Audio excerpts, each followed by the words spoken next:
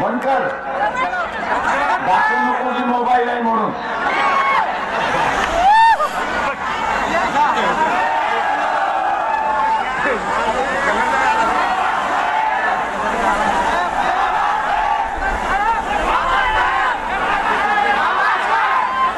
प्रियदर्शी केला आणि त्याच्याच बरोबर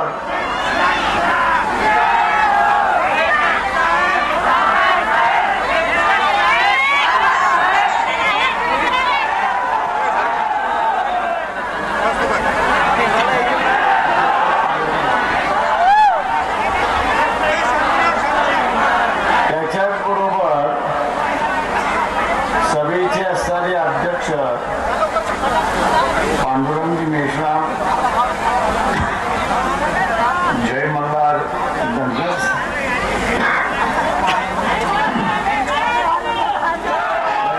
धनगर संघटनेचे अध्यक्ष सुभाष बोडके,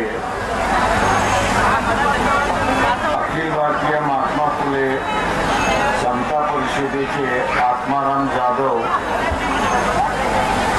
महाराष्ट्र प्रांतिक तेली समाजाचे लक्ष्मणजी आगाशे, सराफ सुवर्ण संघटनेचे संजय चिंतामणी, त्याच्याचबरोबर परशुनाथ दिगंबर,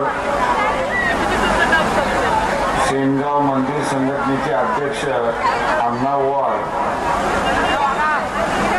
अखिल आदिवासी विकास परिषदेचे संदीप आढाव, इतर सर्व संघटनेचे पदाधिकारी ज्यांचे नाव घेतले नाही ते मला असणारे या ठिकाणी माफ करतील.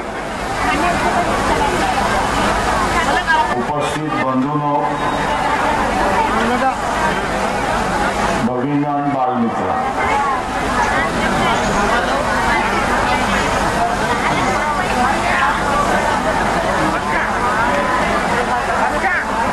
अरे नीला कफन बांधने वाले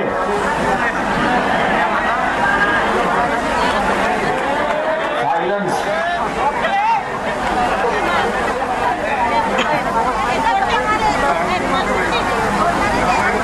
आपण बघितलं असेल ओबीसीचं असणारं आरक्षण हे धोक्यामध्ये आहे आणि काल परवाच्या जजमेंटनी SC STचं आरक्षण सुद्धा धोक्यात आलेलं आहे. या काँग्रेसला मत तुम्ही या NCPला मत आणि स्वतःच्या पायावरती धोंडा पाडून घ्या. बरोबर बोललो की चूक बोललो? मग आता तुम्हाला असणारा पुन्हा 10,000 टनाचा धोंडा आपल्या पायावरती पाडून घ्यायचा आहे का? मग दारू कुठून पिणार?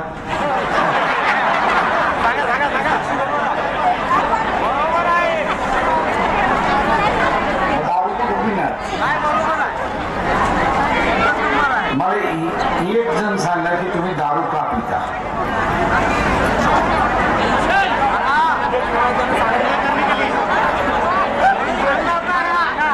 तुम्हाला जेवढी दारू माहित नसेल ना तेवढी दारू मला माहिती. इंग्लिश नाही कंट्रीची.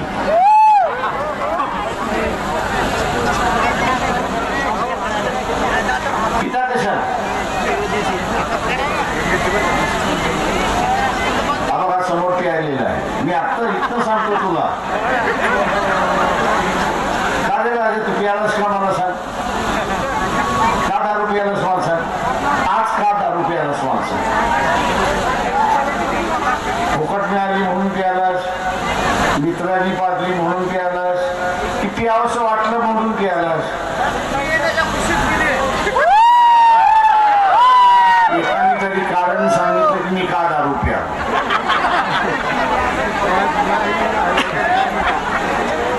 त्याच्यामुळे दारू प्यायलास? जे ओबीसी आरक्षण धोक्यामध्ये आल्यामुळे तो दारू प्या.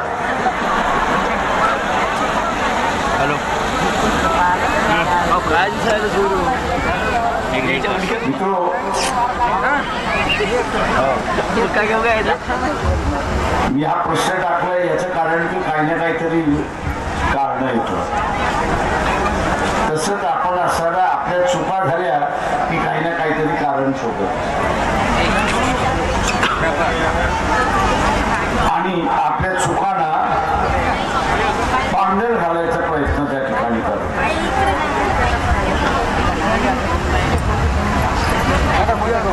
पांढर घालायचा प्रयत्न त्या ठिकाणी करतो.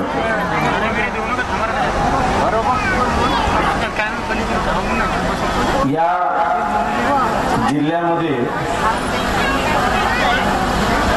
लढा कोणाच्या विरोधात असेल तर इथल्या सर्व कुणबी मराठ्याच्या विरोधात.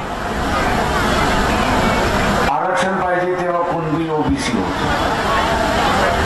सत्तेची गोष्ट आली की कुणबा मराठा होतो. बरोबर आहे की नाही? त्याच्यामुळे इथल्या असणाऱ्या सगळ्या ओबीसीनी खऱ्या ओबीसीने लक्षात घेतलं.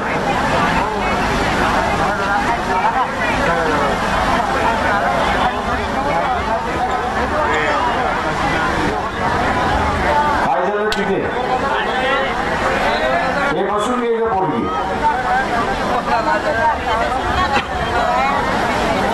नाही तर उभी राहिलीस तरी चालेल, तो अजून म्हातारी झालेली नाही. आणि म्हणून या जिल्ह्याचा लढा, ओबीसींचा लढा हा कुणबी मराठ्यांच्या विरोधात.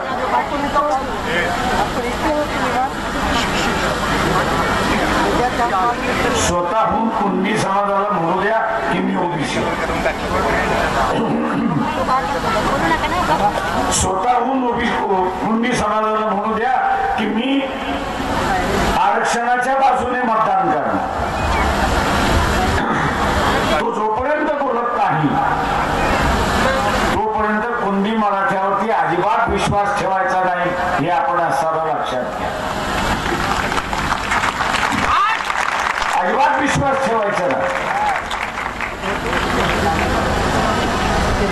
कारण का इथला कुणबी मराठा स्वतःच्या डोक्याने चालत नाही.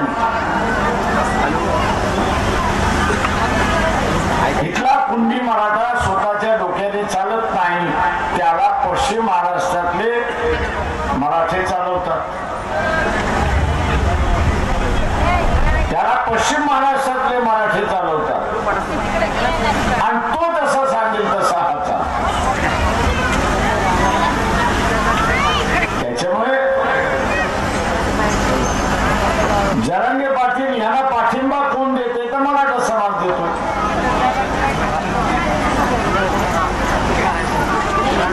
मराठा समाज जर जरांगे पाटील यांना पाठिंबा देत असेल तर मग इथला कुणबी मराठा जो आहे, कुणबी मराठा देशमुख जो आहे, तो मतदान कोणाकडे करणार, कोणाच्या सांगण्यावर करणार, तर तो पश्चिम महाराष्ट्रातल्या मराठ्यावरच्या सांगण्यावर करणार. आणि त्याच्या सांगण्यावर करणार असेल तर तो आरक्षणाच्या विरोधात सुद्धा मतदान त्या ठिकाणी करू शकतो. आणि म्हणून सावध राहण्याचा असताना कुणबी समाज जोपर्यंत स्वतः येऊन सांगत नाही की मी माझ्या डोक्याने चालणार आणि मी आरक्षणवादी आहे, हे जोपर्यंत सांगत नाही आणि विधानसभेमध्ये जरांगे पाटील यांच्या ठरावाच्या विरोधात मतदान करत नाही, तोपर्यंत आपण विश्वास ठेवता तोपर्यंत आपण विश्वास ठेवता कामा नये. नाही तर आपण फसून जाऊ.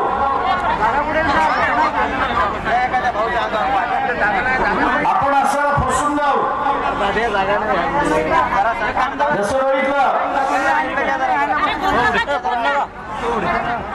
आरक्षणाचा निर्णय आला, काँग्रेस एनसीपी वाले टाळ्या वाजवायला लागले.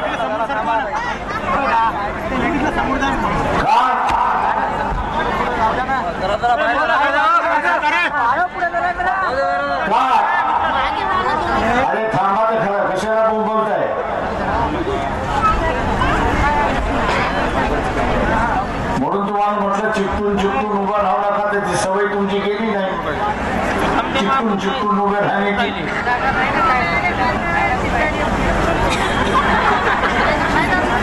आज काँग्रेस एनसीपी जे आहे ते आनंदित आहे. आम्ही खरं बोलले तुम्ही माझ्या मतात मार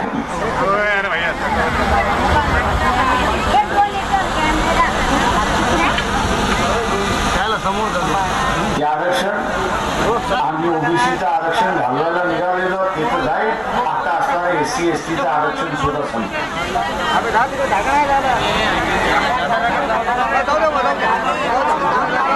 काय झालं तिथे?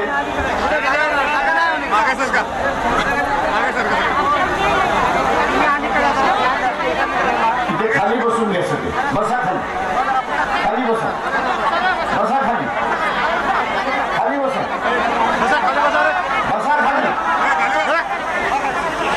बरोबर पाठी मागे सरकार. बसा खाली.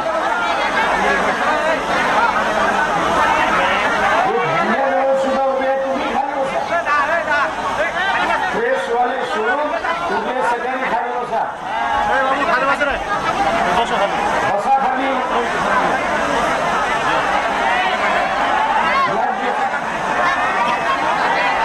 सैनिक हो, तुमचं सैनिक या बाजूला या.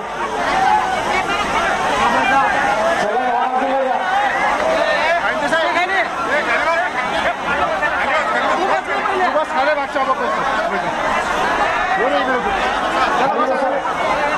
बसा खाली.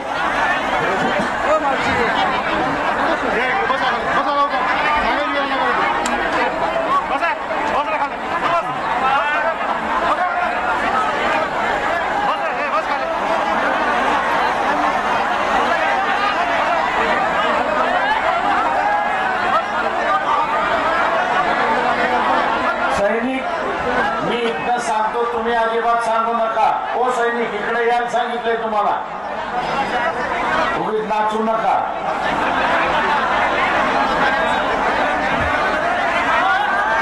ओ पिशवीवाले खाली बसा.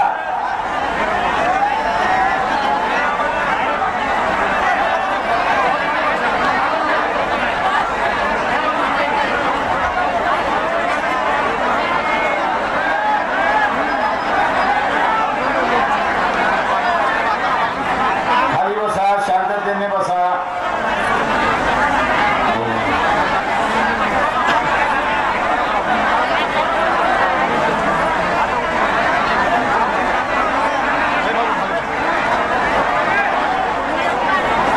सुप्रीम कोर्टाचा जो निकाल लागला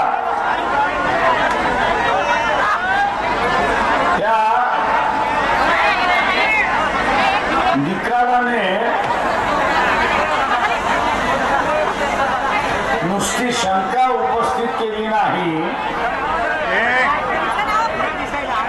नुसती शंका उपस्थित केली नाही, तर त्याने आरक्षण संपवण्याचा मार्ग सुरुवात केला हे लक्षात घ्या. बाबासाहेब नेहमी म्हणत असत,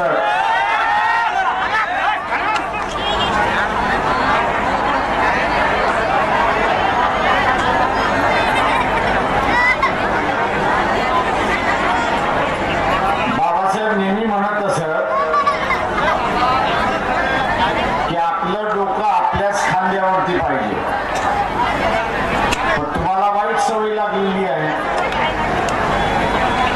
की तुमचं डोकं तुमच्या खांद्यावरती कधीच नसतं. तुमचं डोकं कधी एनसीपीच्या खांद्यावरती असतं, कधी काँग्रेसच्या खांद्यावरती असतं, आणि त्याला पाहिजे तेव्हा तो छुरी फिरवतो. आणि सुरी फिरवल्यानंतर आता आम्ही काय करायचं,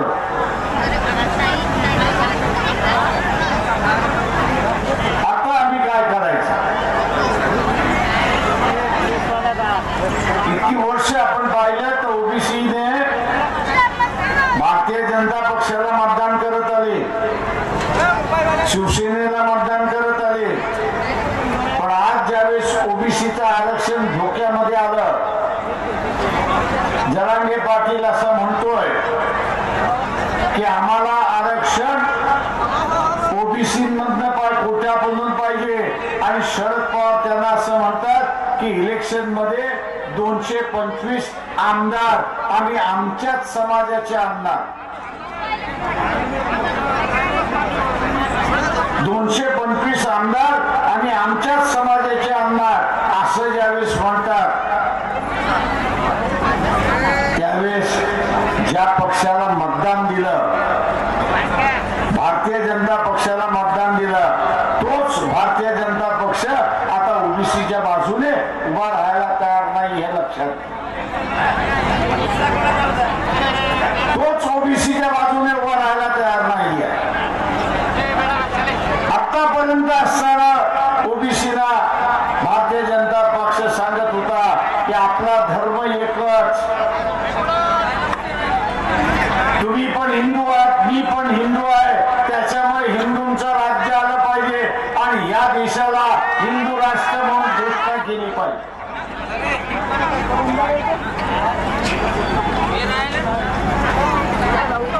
हिंदू राष्ट्र म्हणून घोषणा केली पाहिजे आणि आज ज्यावेळेस त्या ओबीसीच्या आरक्षणाला धोका निर्माण होतोय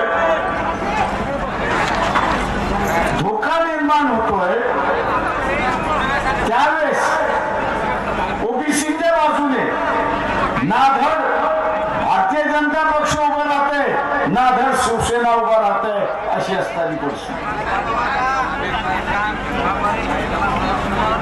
सेनेची भूमिका काय तर माळी आहे धनगर आहे कैकाडी आहे मांगारुडी आहे यांनी मोदीकडे जावं वंजारी आहे त्यांनी मोदीकडे जावं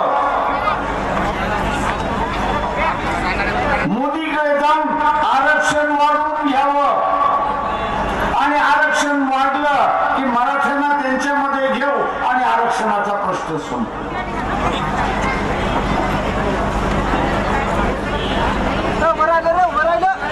म्हणजे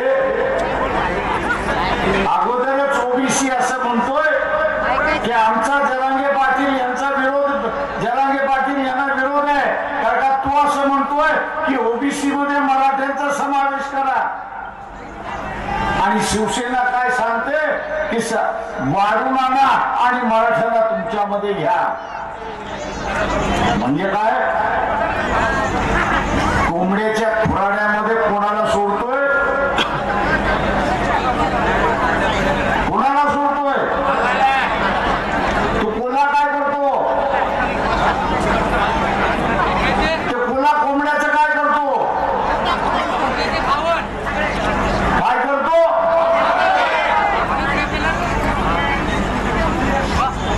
माझा असणाऱ्या उभी समूहाला सांगणं आहे की ह्या कोल्यांना ओळखा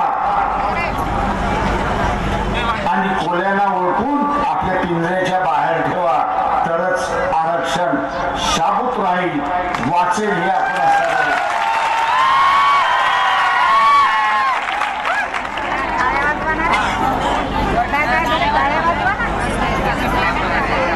भारतीय जनता पक्ष दुसरं असं म्हणतं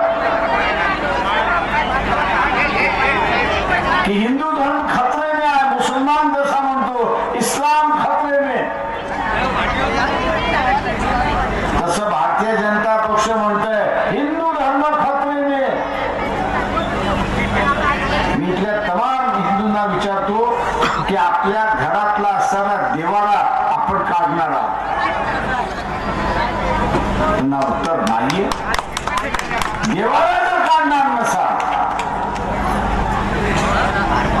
आणि वाय वडिलांच्या त्या रीतिरिवाज आहे ते जर पाळणार असाल तर धर्म धोक्यामध्ये आला कुठून धर्म धोक्यामध्ये आला कुठून हे फसवं राजकारण हे फसवं राजकारण आहे हे फसवं राजकारण आपण ओळखलं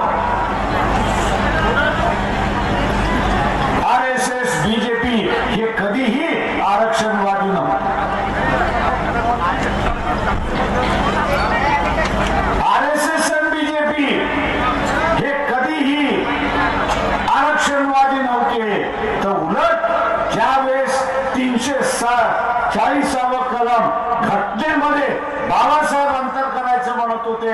त्यावेळेस हिंदू महासभा, RSS आणि त्यावेळेसचा राजकीय पक्ष, हिंदू महासभेचा राजकीय पक्ष यांनी बाबासाहेबांच्या घरामध्ये धुडगूस घातला की तुम्ही आमच्या असणारा अधिकार काढून घेताय आणि इतरांना देताय. तुम्ही आमचे अधिकार काढताय आणि इतरांना देताय. त्यावेळेस धुडगूस घातली. यावेळेस बीजेपी वाल्यांना विचारतो की तुमच्या पूर्वजांनी जे असताना धुडगूस घातली ओबीसीला आणि महिलांना अधिकार देण्याच्या वेळेस त्याच्याबद्दल माफी मागणार आहात का? आणि हे जोपर्यंत माफी मागत नाही, हे जोपर्यंत माफी मागत नाही तोपर्यंत आपण यांना मतदान करता कामा नये हे आपण असावं लक्षात.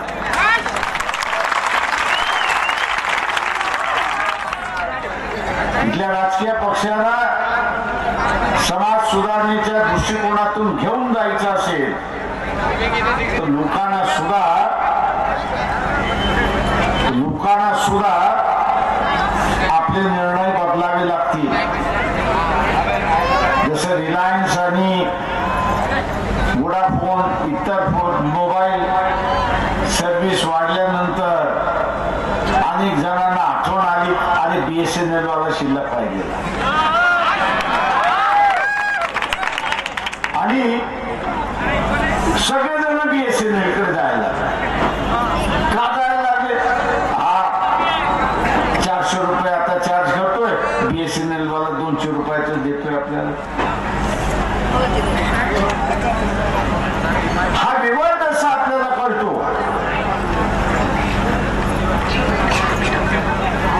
हा व्यवहार कसा आपल्याला कळतो? तसं आपल्याला समाज सुधारणेचा सुद्धा व्यवहार कळला पाहिजे. समाज सुधारणेचा सुद्धा व्यवहार आपल्याला कळला पाहिजे की एकाला कुणाला धडा शिकवायचा असेल तर त्याच्याकडे बघायचंच नाही, त्याला मतदान करायचंच नाही. मग तो विचारायला का मतदान केलं नाही तर त्याला सांगायचं तू सुधारायला तयार नाही म्हणून तुला मतदान केलं नाही, तू सुधार आणि तुला मतदान करतो. मताचा अधिकार सुद्धा हा बदलाव करू शकतो हे लक्षात घ्या. तुम्ही अजून 6 महिने हे जे प्रायव्हेट मोबाईल वाल्यांनी भाव वाढलेले आहेत पुन्हा परत त्याच्यामध्ये ज्यांच्याकडे गेला नाही तर पुन्हा भाव कमी करतील हे लक्षात घ्या. ही जनतेची ताकद आहे, ही जनतेची ताकद आहे. पण त्याच्यासाठी तुम्ही हे नंबर जो आहे तो फक्त ट्रान्सपोर्ट करा किंवा जिओचा असेल तर BSNLचा काय, वोडाफोन असेल तर BSNLचा करून घ्या, दुसरा कसता असेल तर BSNLचा करून घ्या. आणि यांचं उत्पादन कमी झालं तर यांना लक्षात येईल की आपण चूक केली, भाववाढ करून आता आपण भाववाढ केलेली आहे, कमी पाहिजे आणि पुन्हा उर्वरित रित्याने असताना येतील अशी परिस्थिती आहे. ही जनतेची ताकद आहे आणि ही जनतेची ताकद आपल्याला वाढवायची. मित्रो, या आरक्षणाच्या मोर्चाच्या निमित्ताने, यात्रेच्या निमित्ताने दंगलीचं जे वातावरण होतं ते शमलंय. आम्ही लोकांना असताना विचारतो की आरक्षण कोण देत, कोण देतं आरक्षण? आरक्षण कोण देत, कोण देत?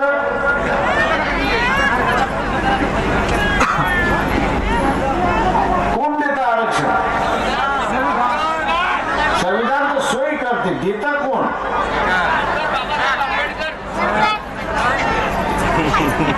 अरे बाबासाहेबांकडून घ्यायला वरती जावं लागेल पहिल्यांदा तुला.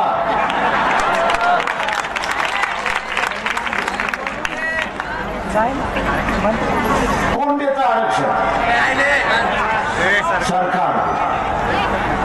सरकारने दिलेलं आरक्षण कायदेशीर आहे, संविधानिक आहे, याची तपासणी कोण करतं? न्यायालय करतं. तुमच्या हातात काही आहे? तुमच्या हातात काही आहे? मतदान. तुमच्या हातात काही आहे? मतदान. आता या मताचा वापर कसा करायचा? आपल्या नेत्याच्या माणसाला निवडून द्यायचं.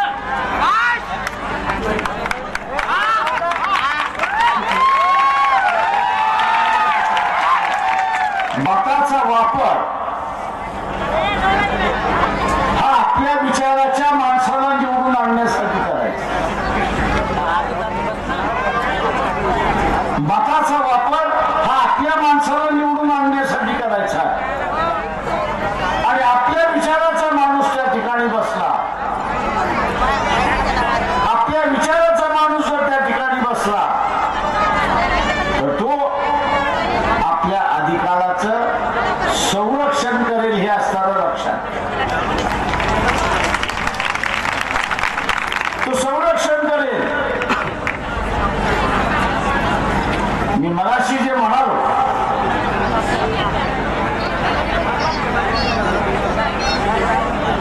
की कुणबी मराठ्यापासून सावध राहा, याचं कारण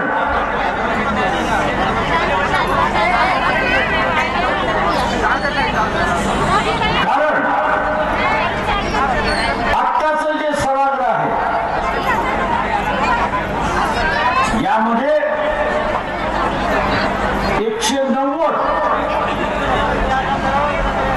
कुणबी मराठा समाजाचे आमदार आहेत. 190 कुणबी मराठा समाजाचे आमदार आहेत आणि फक्त 11 ओबीसीचे आमदार आहेत. कुणबी स्वतःला ओबीसी जरी म्हणत असला तरी सभागृहामध्ये तो म्हणतो मी मराठ्यांबरोबर. तो धनगरांबरोबर नाही, तो माळ्यांबरोबर नाही, तो वंजाऱ्यांबरोबर नाही, तो लिंगायतांबरोबर नाही, तो बंजाऱ्याबरोबर नाही, तो तेली, तांबोळी, कुंडी, लोहार, सोनार, धनगर यांच्या बरोबर तर अजिबातच नाही. आणि म्हणून मगाशी म्हटलं की सावध राहा, यांच्यापासून सावध राहा. ओबीसीच्या आरक्षणाला धोका आहे का?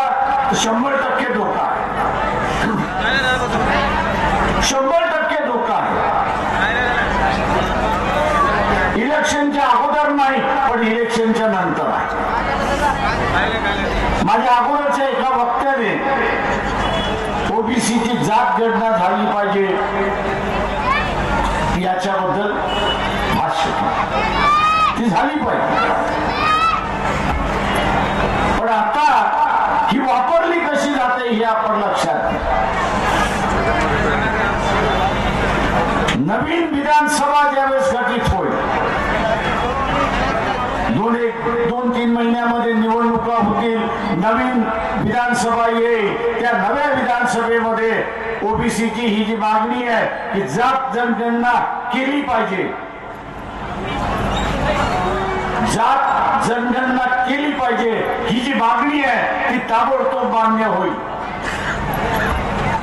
सर्व ओबीसीला वाटेल की आपली मागणी केली पण त्याच्याच बरोबर एक अजून ठराव मंजूर केला जाईल.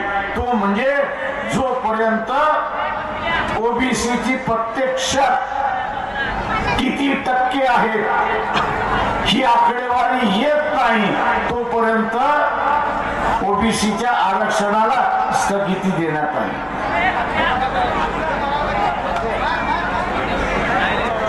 अरे मारामारी काय थांबवा तिथे, मारामारी थांबवा तिथे, दोघांना बाजूला करा, दोघांना बाजूला करा तिकडनं आणि तुम्ही खाली बसा, बाजूला करा त्या सगळ्यांना.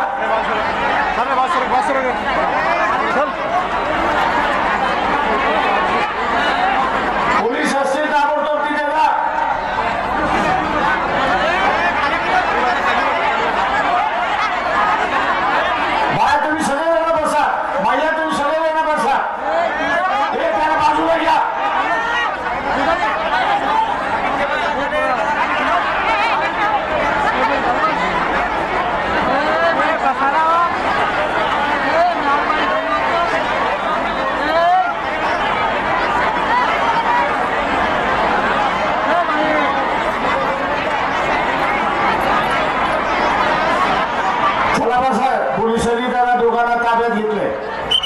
बसा खाली.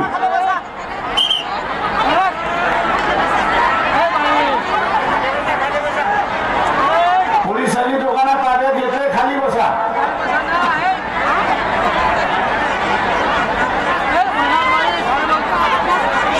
आणि म्हणून मी म्हणत होतो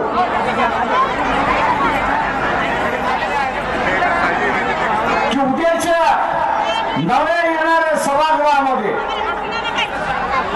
आम्ही जात करण्याचा ठराव घेतला. जात घेण्याचा ठराव झाला.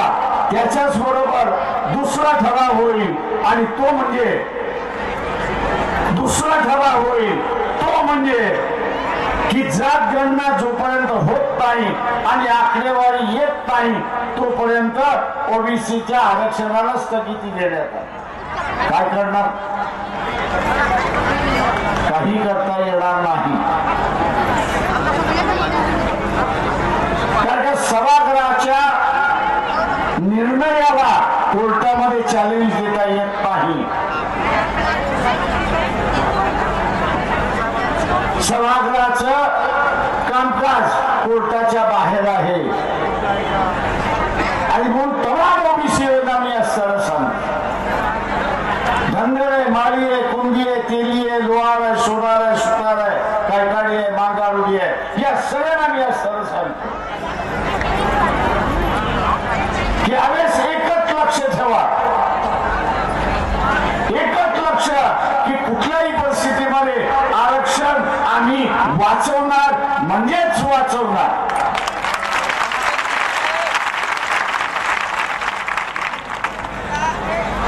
लक्ष काय? तर आरक्षण वाचवणार म्हणजेच आरक्षण वाचवणार. आमचं मत आरक्षणवाद्यांनाच. मित्रो, आणि हे करायचं असेल तर किमान 100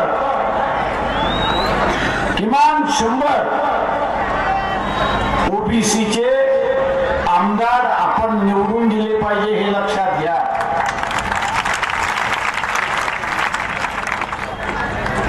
उमेदवार कुठलाही असो, तो ओबीसी मधला आहे, त्याला आपण निवडून दिला.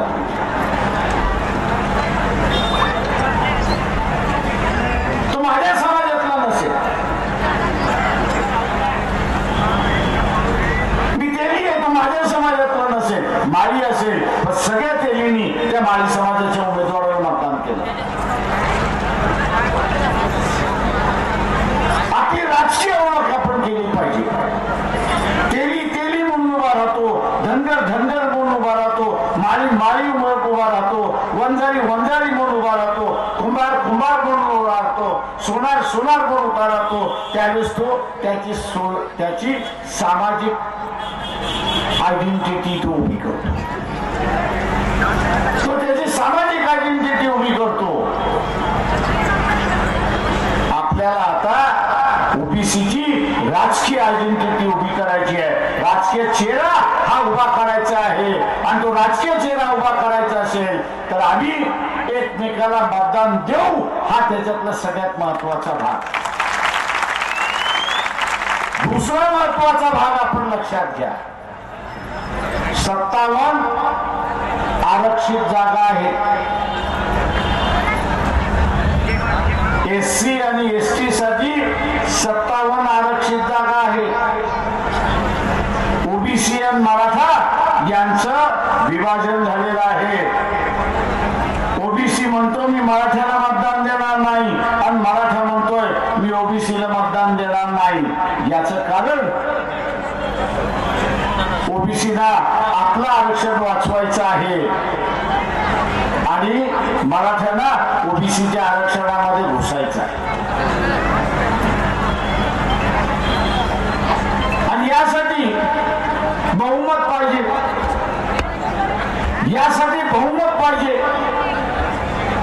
या 57 आरक्षित एससी आणि एसटीच्या जागा महत्वाच्या.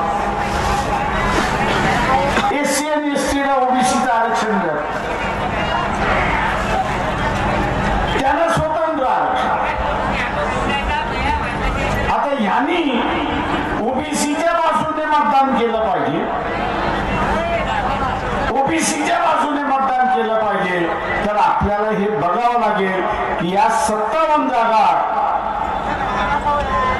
57 जागा ओबीसीच्या मतावरती जिंकल्या पाहिजे. ओबीसीने 100% मतदान एससी आणि एसटीच्या ह्याच्यामध्ये केलं. त्याला बहुमत पाहिजे. ह्या 57 जागा मराठा समाजाच्या मताने जिंकून आल्या तर ते तुमच्या विरोधात म्हणतात. त्यांच्याकडून ते निवडून आले, तुमच्याकडून निवडून आलेली. आणि म्हणून एससी आणि एसटीच्या जागा या ओबीसीच्याच मतावरती निवडून आल्या पाहिजेत हे बघणं आपलं सगळ्यांचं कर्तव्य आहे. तेव्हा कुठे आपण जिंकतो हे लक्षात. 7 ऑगस्ट या दिवशी विश्वनाथ प्रताप सिंग यांनी ओबीसीचं आरक्षण जाहीर केलं आणि या आरक्षण बचाव यात्रेची सांगता सुद्धा आपण 7 तारखेला औरंगाबादलाच त्या ठिकाणी करतो. आपण 7 तारखेला सुद्धा औरंगाबादला त्या ठिकाणी करतो आहोत. माझं आव्हान आहे आणि विशेष करून ओबीसीला आणि आरक्षणवाद्यांना ज्यांना शक्य असेल त्यांनी औरंगाबादच्या 7 तारखेच्या मेळाव्यामध्ये प्रचंड मोठ्या संख्येने उभं राहावं आणि ओबीसीचा राजकीय चेहरा आपण दाखवावा हे आवाहन करतो आणि आपली सगळ्यांची रजा घेतो. जय हिंद, नमस्कार. रिलायन्स आणि वोडाफोन इतर मोबाईल सर्व्हिस वाढल्यानंतर अनेक जणांना आठवण आली आणि बीएसएनएल वाला शिल्लक राहिलेला आणि सगळेजण बीएसएनएल कडे जायला का जायला लागले. हा 400 रुपये आता चार्ज करतोय, बीएसएनएल वाला 200 रुपयाचं देतोय आपल्याला. हा व्यवहार कसा आपल्याला कळतो. हा व्यवहार कसा आपल्याला कळतो. तसं आपल्याला समाज सुधारणेचा सुद्धा व्यवहार कळला पाहिजे. समाज सुधारणेचा सुद्धा व्यवहार आपल्याला कळला पाहिजे की एकाला कुणाला धडा शिकवायचा असेल तर त्याच्याकडे बघायचंच नाही, त्याला मतदान करायचंच नाही. मग तो विचारायला का मतदान केलं नाही तर त्याला सांगायचं तू सुधारायला तयार नाही म्हणून तुला मतदान केलं नाही, तू सुधार आणि तुला मतदान करतो. मताचा अधिकार सुद्धा हा बदलाव करू शकतो हे लक्षात घ्या. तुम्ही अजून 6 महिने हे जे प्रायव्हेट मोबाईल वाल्यांनी भाव वाढलेले आहेत पुन्हा परत त्याच्यामध्ये त्यांच्याकडे गेला नाही तर पुन्हा भाव कमी करतील हे लक्षात घ्या. ही जनतेची ताकद आहे, ही जनतेची ताकद आहे. पण त्याच्यासाठी तुम्ही हे नंबर जो आहे तो फक्त ट्रान्सपोर्ट करा किंवा जिओचा असेल तर बीएसएनएलचा काय, वोडाफोन असेल तर बीएसएनएलचा करून घ्या, दुसरा कस्त असेल तर बीएसएनएलचा करून घ्या आणि यांचं उत्पादन कमी झालं तर यांना लक्षात येईल की आपण चूक केली, भाववाढ करून आता आपण भाववाढ केलेली आहे, कमी पाहिजे आणि पुन्हा उर्वरित रित्याने असताना येतील अशी परिस्थिती. ही जनतेची ताकद आहे आणि ही जनतेची ताकद आपल्याला वाढवायची. मित्रो, या आरक्षणाच्या मोर्चाच्या निमित्ताने, यात्रेच्या निमित्ताने दंगलीचं जे वातावरण होतं ते शमलंय. आम्ही लोकांना सगळं विचारतो की आरक्षण कोण देतं, कोण देतं आरक्षण, आरक्षण कोण देतं, कोण देतं.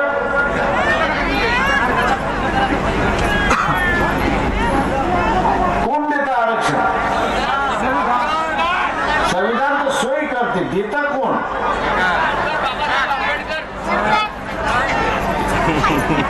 अरे बाबासाहेबांकडून घ्यायला वरती जावं लागेल पहिल्यांदा तुला.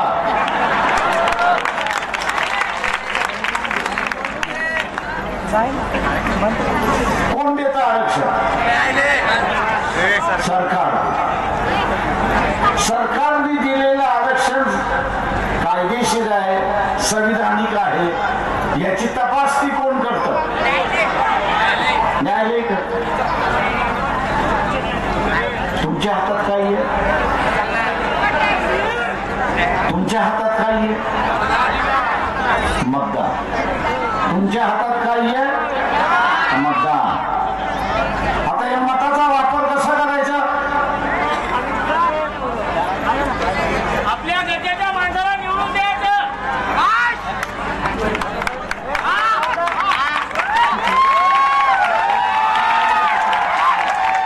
मताचा वापर हा आपल्या विचाराच्या माणसाला निवडून आणण्यासाठी करायचा. मताचा वापर हा आपल्या माणसाला निवडून आणण्यासाठी करायचा. आणि आपल्या विचाराचा माणूस त्या ठिकाणी बसला, आपल्या विचाराचा माणूस जर त्या ठिकाणी बसला तर तो आपल्या अधिकाराचं संरक्षण करेल हे असणारं लक्षात. तो संरक्षण करेल.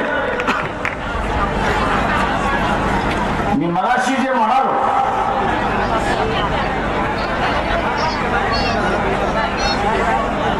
की कुणबी मराठ्यापासून सावध राहा, याचं कारण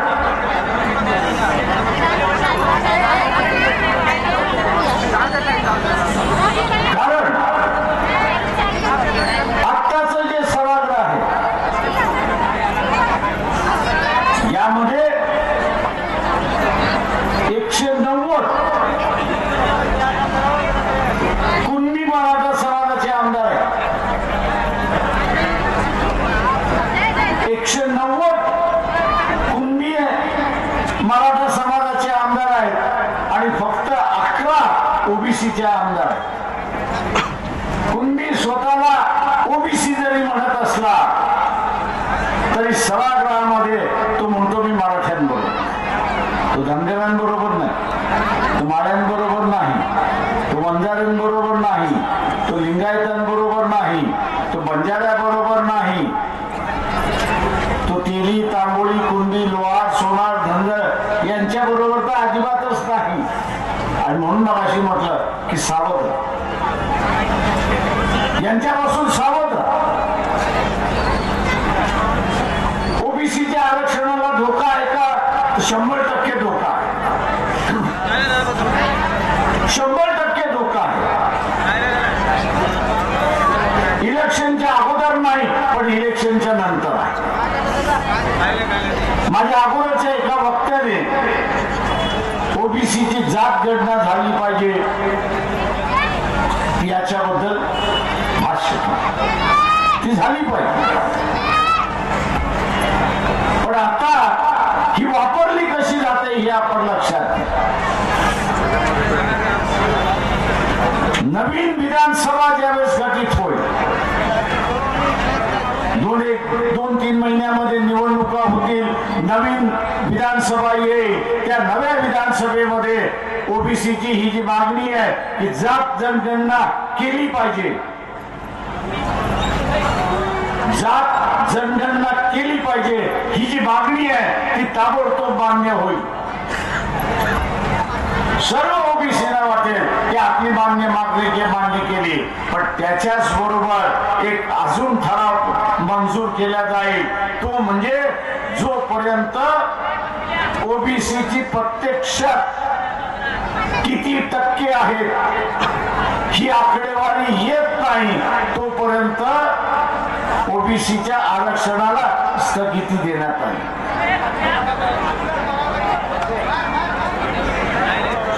अरे मारामारी थांबवा तिथे, मारामारी थांबवा तिथे,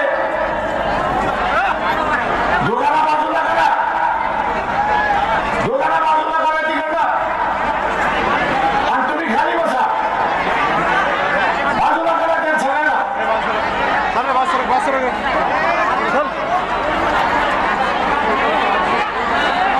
पोलीस असतील ताबडतोब तिथे जा.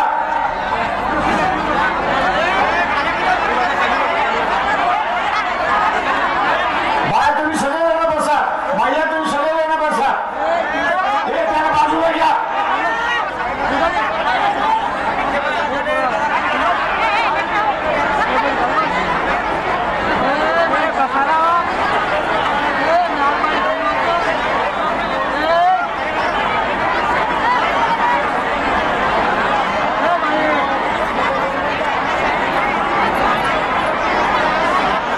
चला बसा.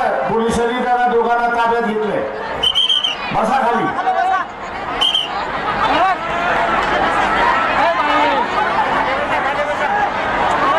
पोलिसांनी दोघांना ताब्यात घेतलंय. खाली बसा.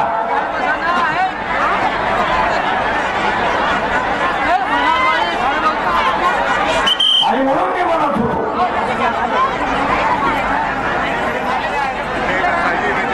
की उद्याच्या नव्या येणाऱ्या सभागृहामध्ये आम्ही जात करण्याचा ठराव घेतला. जात घेण्याचा ठराव झाला. त्याच्याच बरोबर दुसरा ठराव होईल आणि तो म्हणजे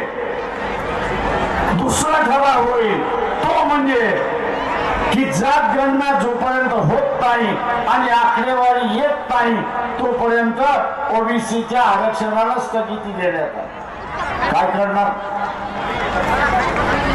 काही करता येणार नाही. कारण का सभागृहाच्या निर्णयाला कोर्टामध्ये चॅलेंज देता येत नाही. सभागृहाचं कामकाज कोर्टाच्या बाहेर आहे आणि म्हणून तमाम ओबीसी योजना मी असं सांगतो. धनगर आहे, माळी आहे, कुंभी आहे, तेली आहे, लोहार आहे, सोनार आहे, सुतार आहे, कायकाडी आहे, मांगारुडी आहे, या सगळ्यांना मी असं सांगतो की यावेळेस एकच लक्ष ठेवा. एकच लक्ष की कुठल्याही परिस्थितीमध्ये आरक्षण आम्ही वाचवणार म्हणजेच वाचवणार.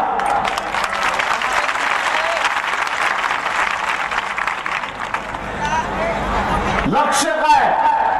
तर आरक्षण वाचवणार म्हणजेच आरक्षण वाचवणार. आमचं मत आरक्षण वाजवणार. मित्रो, आणि हे करायचं असेल तर किमान 100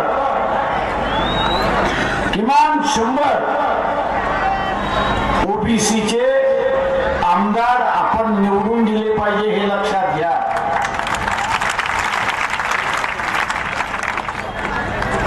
उमेदवार कुठलाही असो पण तो ओबीसी मधला आहे त्याला आपण निवडून दिला.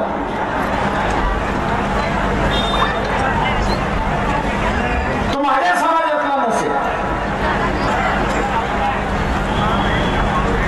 मी तेली आहे, तो माझ्या समाजातला नसेल, माळी असेल, पण सगळ्या तेलींनी त्या माळी समाजाच्या उमेदवारावर मतदान केलं.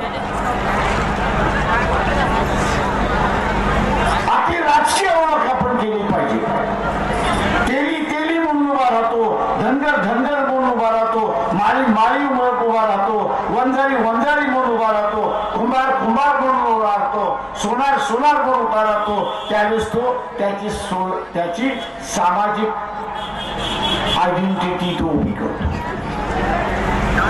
तो त्याची सामाजिक आयडेंटिटी उभी करतो. आपल्याला आता ओबीसीची राजकीय आयडेंटिटी उभी करायची आहे. राजकीय चेहरा हा उभा करायचा आहे आणि तो राजकीय चेहरा उभा करायचा असेल तर आम्ही एकमेकाला मतदान देऊ हा त्याच्यातला सगळ्यात महत्वाचा भाग. दुसरा महत्वाचा भाग आपण लक्षात घ्या. 57 आरक्षित जागा आहेत. एससी आणि एसटी साठी 57 आरक्षित जागा आहेत. ओबीसी आणि मराठा यांचं विभाजन झालेलं आहे. ओबीसी म्हणतो मी मराठ्याला मतदान देणार नाही आणि मराठा म्हणतोय मी ओबीसी ओबीसीला मतदान देणार नाही याचं कारण ओबीसीला आपलं आरक्षण वाचवायचं आहे आणि मराठ्यांना ओबीसीच्या आरक्षणामध्ये घुसायचं आहे आणि यासाठी बहुमत पाहिजे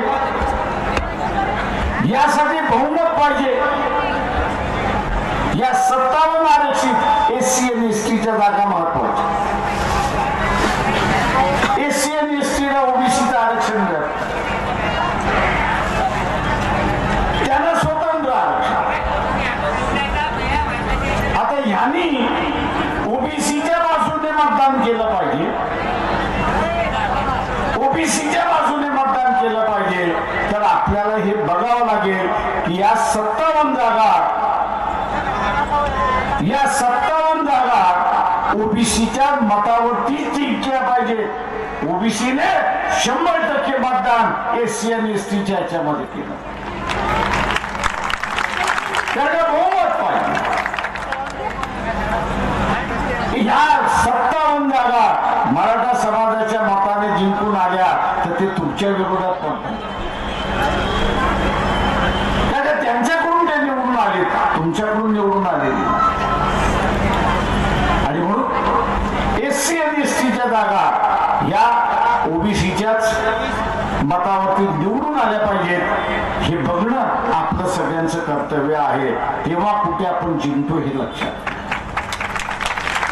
7 ऑगस्ट या दिवशी विश्वनाथ प्रताप सिंग यांनी ओबीसीचं आरक्षण जाहीर केलं आणि या आरक्षण बचाव यात्रेची सांगता सुद्धा आपण 7 तारखेला औरंगाबादला त्या ठिकाणी करतो आपण 7 तारखेला सुद्धा औरंगाबादला त्या ठिकाणी करतो आहोत माझं आव्हान आहे आणि विशेष करून ओबीसीला आणि आरक्षणवाद्यांना ज्यांना शक्य असेल त्यांनी औरंगाबादच्या 7 तारखेच्या मेळाव्यामध्ये प्रचंड मोठ्या संख्येने उभं राहावं आणि ओबीसीचा राजकीय चेहरा आपण दाखवावा हे आवाहन करतो आणि आपली सगळ्यांची